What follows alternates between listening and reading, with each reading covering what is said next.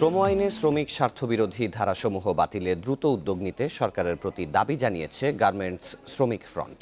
অবিলম্বে আইন সংশোধন করা না হলে বৃহত্তর আন্দোলনের হুঁশিয়ারিও দেয় সংগঠনটি। শুক্রবার জাতীয় প্রেস ক্লাবের সামনে মানববন্ধনে সংগঠনটির নেতারা দাবি করেন, শ্রম আইনের 23, 26, 27 সহ বেশ কিছু ধারা সরাসরি শ্রমিকের স্বার্থবিরোধী। শ্রমিকদের চাকরির নিরাপত্তা, মাতৃত্বকালীন ছুটি সহ বেশ কিছু অধিকার এখনও পুরোপুরি বাস্তবায়ন হয়নি বলে জানান সংগঠনটির নেতারা।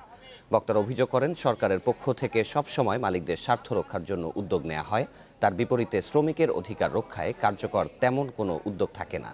এ সময় আইএলও কনভেনশন অনুসারে শ্রমিকদের অধিকার বুঝিয়ে দিতে সরকারের প্রতি আহ্বান জানান শ্রমিক নেতারা। আজকের এই প্রতীকী মানববন্ধন এবং বিক্ষোভকে